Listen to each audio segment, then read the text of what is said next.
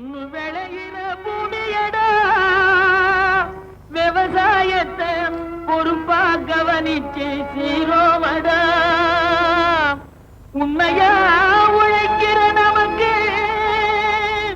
எல்லா நன்மைகளும் நாடி வந்து கூடுதடா.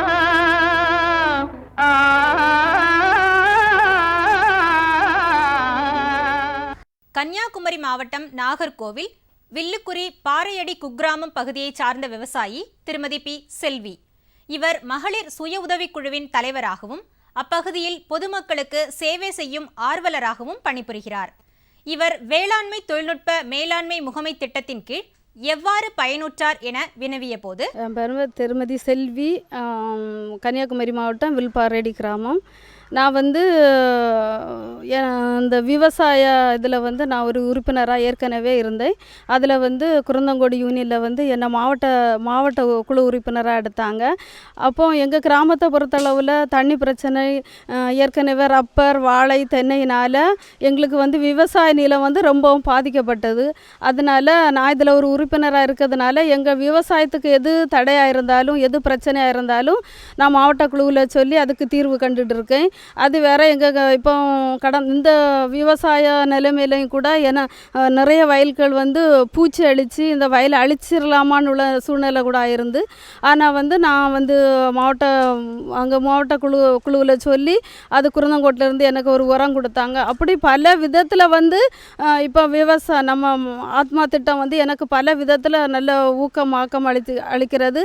கிராமத்தில் இருக்க மக்களும் சரி, சுற்று வட்டாரத்தில் இருக்க மக்களும் நிறைய இப்போ தென்னை வந்தாலும் சரி, உரம் வந்தாலும் சரி, வித்து வந்தாலும் சரி, எதாக இருந்தாலும் விவசாய சம்மந்தமாக எது வந்தாலும் உடனே என்ன பார்க்குறாங்க, என்கிட்ட அறிவுரை கேட்குறாங்க. நானும் மாவட்ட குழுவிலையும் குருந்தங்கூட ஆஃபீஸ்லையும் சொல்லி அது தீர்வு கண்டுகிட்டு இருக்கேன். இன்னும் எங்களுக்கு மானியத்தில் உரம், அப்புறம் இந்த தேங்காய் பறிக்க மிஷின் கொடுத்துருக்காங்க. இப்போ ஒரு பவர் டில்லர் தராங்க. இதெல்லாம் எங்களுக்கு ஆத்மா திட்டத்தின் கீழ் எங்களுக்கு நிறையா காரியங்கள். இப்போ வயல் ஏற்கனவே அதில் இருக்கவங்க வயலை பார்த்து அதில் அந்த வயலுக்கு இந்த பாதிப்பு இந்த பொடி தான் போட்டால் அந்த வயலுக்கு ஏற்றதாக இருக்குன்னு சொல்லி பார்த்து ஏற்கனவே அழித்து நட போட்டிருந்த வயல்கள் அந்த அவங்க ஒரு உரமும் ஒரு பொடியும் தந்தாங்க. இன்றைக்கி அது நல்ல முறையில் பயிராகிருக்கு. அதை பார்க்கவே பக்கத்தில் உள்ள வயலில் பார்த்து இது என்ன பொடி அப்படின்னு கேட்க அளவில் அந்த வயல் பயிராகிருக்கு.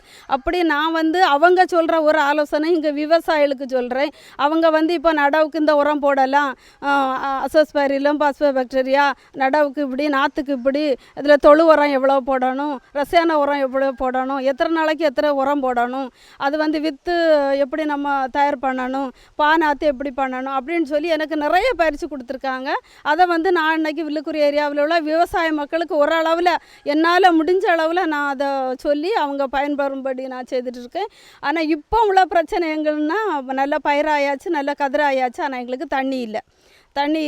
அதுக்கு நான் மேலே இடத்துல இன்றைக்கி மேடத்தை கூட்டு அங்கெல்லாம் காட்டினேன். என்ன மேலே இடத்துல நானும் சொல்லுவேன், அவங்களும் கண்டிப்பாக எனக்கு உதவுவாங்க. ஆத்மா திட்டத்தில் இருக்க அந்த அதிகாரிகளும் சரி, குருந்தங்கோட்டில் இருக்க அதிகாரிகளும் சரி, எல்லாருமே எங்கள் மக்கள் குறைய உடனே தீர்க்கிறதுக்குள்ள ஏற்பாடு பண்ணி தராங்க. பவர் டில்லர் இப்போ கொடுக்குறாங்க எங்கள் குழுவில். இதில் அவங்க 3 குழு இருக்குது. 2 ஆண்கள் குழு, ஒரு பெண்கள் குழு இருக்குது. அதில் 45 உறுப்பினர் இருக்காங்க. இந்த 45 உறுப்பினருக்கு அடிக்கடி இந்த நெல் விதை இதெல்லாம் பயிற்சி எடுப்பாங்க. அதில் இப்போ ஒரு 15 உறுப்பினர் எடுத்திருக்காங்க. அவங்களுக்கு பவர் டில்லர் கொடுக்குறாங்க. எல்லாம் ரெடி பண்ணி கொடுத்துட்டாங்க. இங்கே பொதுவாக நெல், தென்னை, வாழை அதுதான் இந்த பக்கம் உளுந்தும் போடுவாங்க. எங்களுக்கு விவசாயம் நெல்லில் லாபம் தான். ஏற்கனவே இதுக்கு முன்னால் ஆட்களை வச்சு அறுத்தோம், ஆட்களை வச்சு தான் எல்லாமே பண்ணோம். இப்போ எங்களுக்கு மிஷின் தான் அறுப்பு அப்படி நடவு அப்படி எல்லாமே. ஆனால் நடவு மிஷின் இன்னும் எங்கள் ஏரியாவுக்கு வரல. அது கொண்டுட்டு வருவாங்க, நான் கேட்டுட்ருக்கேன். ஏன்னா அந்த பக்கத்தில் என்ன நடவு மிஷினுக்கு கொண்டுட்டு வர்றதுக்குள்ளது நான் மக்கள்கிட்ட சொல்லியிருக்கேன், கூடிய சீக்கிரம் கொண்டு வந்துடும். ஆனால் அறுப்பு மிஷினும் உழவு மிஷின் வரும். ஆட்களை வச்சு அறுத்தா கூட அவங்க பக்கத்தில் என்னைக்கு அறுக்கன்னு சொல்லி 1 மாதம் ஆயிரும். அந்த வயல் அறுக்க முடியாமல் அந்த நெல் அப்படி தொழிஞ்சு போயிடும். ஆனால் இப்போ இருக்க சூழ்நிலையில் ஒரே நாளையிலே மேலே இருந்து எல்லாம் ஒத்து பயிரை விளைஞ்சிட்டுனா மேலே இருந்து அறுத்துருவாங்க. எங்களுக்கு ஒரே நாளையில் அந்த வேலை முடிஞ்சிடும். சொந்த வயல் இருக்கவங்களுக்கு இயந்திரத்தினால கொஞ்சம் லாபம் இருக்குது. பயிர் வளர்ச்சிக்கு இயற்கை உரம், உயிர் உரம், ரசாயன உரங்கள் பயன்படுத்தப்பட்டு வருகின்றன. பேரூட்ட சத்துக்களை ரசாயன உரங்களின் மூலமாக வழங்கலாம். இந்த ரசாயன உரங்களை எவ்வாறு வழங்குவது, இதனை எந்தெந்த விகிதங்களில் வழங்குவது என்பதை குறித்து கடலூர் மாவட்டம் பாலூர் காய்கறி ஆராய்ச்சி நிலையத்தின் பேராசிரியர் முனைவர் எம். பாபு அவர்கள் விளக்கம் தருகிறார்.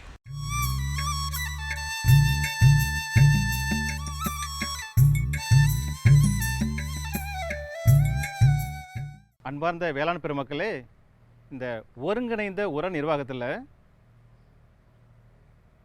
ரசாயன உரம் அதை நம்ம எப்படி பயன்படுத்தணும் அப்படிங்கிறத பற்றி இப்போ பார்ப்போம். ரசாயன உரம் பொறுத்த வரைக்கும் அதில் தலைச்சத்து, மணிச்சத்து, சாம்பல் சத்து இதெல்லாம் தனித்தனியாக கொடுக்கக்கூடிய உரங்கள் இருக்குது. காம்ப்ளெக்ஸ் அப்படின்னு சொல்லக்கூடிய கூட்டு உரங்கள் இருக்குது. நுண்ணூட்டச்சத்து கலவை அப்படின்னு அனைத்து வகையான நுண்ணூட்டச்சத்துக்களும் தரக்கூடிய ரசாயன உரம் இருக்குது. இது மாதிரி இருக்குது இல்லைங்களா? இந்த உரங்களை நாம் எப்படி போடணும்னு அப்படின்னு பார்த்தோம்னா, இந்த ரசாயன உரங்கள் பொறுத்த வரைக்கும் பரிந்துரைப்படி போடணும். பரிந்துரைப்படின்னா அது பரிந்துரை நமக்கு எப்படி கிடைக்கும்? மண் பரிசோதனை அடிப்படையில் பரிந்துரை கிடைக்கும். அப்போ இந்த ரசாயன உரங்களை பொறுத்த வரைக்கும் மண் பரிசோதனை பண்ணணும். அப்போ விவசாய பெருமக்கள் அனைவரும் அந்த மண் பரிசோதனை செய்து இந்த ரசாயன உரங்களை போட தயாராக இருக்கணும். ஏன் மண் பரிசோதனைப்படி நம்ம போடணும்னா, மண் பரிசோதனை செய்தால் தான் அந்த மண்ணில் இருக்கக்கூடிய சத்துக்கள் எவ்வளவு, மேற்கொண்டு நம்ம சாகுபடி செய்யக்கூடிய பயிருக்கு எவ்வளோ சத்துக்கள் கொடுக்கணும். இதில் புரியுதுங்களா உங்களுக்கு? அதாவது நம்மளுடைய நிலத்தில் இருக்கக்கூடிய சத்து எவ்வளவு, சாகுபடி செய்யக்கூடிய பயிருக்கு எவ்வளோ சத்துக்கள் கொடுக்கணும் அப்படிங்கிற தெரியும். எப்போ? மண்ணை பரிசோதனை செய்தது தான். அப்போ எவ்வளோ கொடுக்கணும் அப்படிங்கிறதுக்கு தான் பரிந்துரை பண்ணுறோம். அப்போ அந்த பரிந்துரைப்படி அளிக்கிறதுக்கு மண் பரிசோதனை செய்து இந்த ரசாயன உரம் இத்தனை கிலோ தலைச்சத்து, இத்தனை கிலோ மணிச்சத்து, இத்தனை கிலோ சாம்பல் சத்து அப்படின்னு நமக்கு ரெக்கமெண்டேஷன் கார்டு கொடுப்பாங்க. அதுபடி தான் இந்த ரசாயன உரங்களை பொறுத்த வரைக்கும் நாம் கொடுக்கணும். ரசாயன உரத்தை பொறுத்த வரைக்கும் குறிப்பாக பயிருக்கு அதிக தேவை தலைச்சத்து உரம். இந்த தலைச்சத்து தரக்கூடிய யூரியா இதில் பார்த்திங்கன்னா 100 கிலோவுக்கு 46% தலைச்சத்து இருக்கும். இது யூரியா. தலைச்சத்துக்கு அடுத்தபடியாக பிரதாகமாக தேவைப்படக்கூடிய சத்து மணிச்சத்து. இந்த மணிச்சத்தை தரக்கூடிய உரம் சூப்பர் பாஸ்பேட் அல்லது டிஏபி. இதில் டிஏபியில் 100 கிலோவுக்கு 46% மணிச்சத்து இருக்குது. அதோடு இல்லாமல் 18% தலைச்சத்தும் இருக்குது. தலை மணி சத்துக்கு அடுத்தபடியாக பிரதானமாக பயிருக்கு தேவைப்படக்கூடிய சத்து பொட்டாசியம் என்கின்ற சாம்பல் சத்து. இந்த சாம்பல் சத்தை தரக்கூடிய உரம் 2 உரம். ஒன்று முயரேட் ஆஃப் பொட்டாஷ், அதாவது சிகப்பு பொட்டாஷ்னு சொல்கிறது. இதில் 100 கிலோ நம்ம கொடுத்தோம்னா அதில் 60 கிலோ சாம்பல் சத்து இருக்குது. அதில் இன்னொன்று வெள்ளை பொட்டாஷ்னு சொல்லுவோம். அது